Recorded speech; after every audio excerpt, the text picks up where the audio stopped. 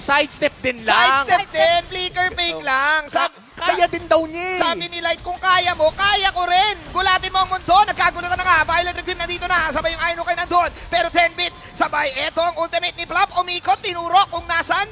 Nasaan ang ulti? Wala. 2-2. Walang namatay sa laban na yon, pero Turtle ay mapupunta this time around sa AP Bren. 1-1 na ang ating Turtle scorer. At si Nuts, medyo delikado ata siya dito. Oo nga napapaligiran siya. Ito na ang kagat ni Master Ogwen. Yum.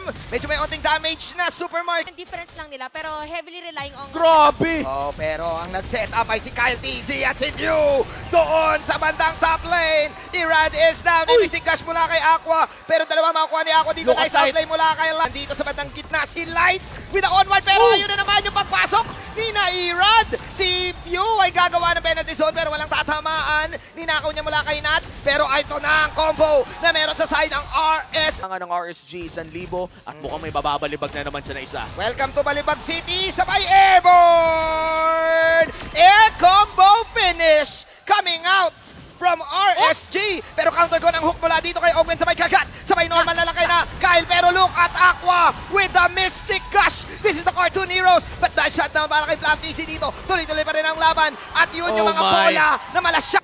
Kunyari hindi natin alam yung conceal. Nandito si Irad.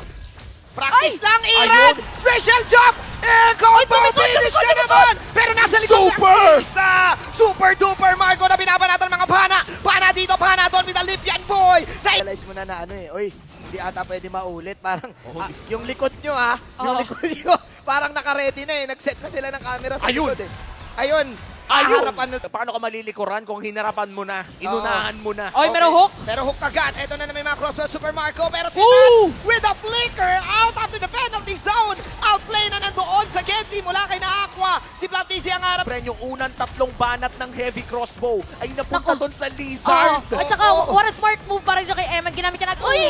Ito na naman yung mga flickers. Sumama pa ng isa. At napakasakit na ng mga umaapoy na bola mula kay Eman Yeman. Eman at isa pa. Boom! Irad goes in, looks for view. At tatama yung hook! Okay, tatama yung hook kay Light dito. Mawala yung immortality. But uy, tower lock! With the burning fireballs. The burning fireballs jutsu.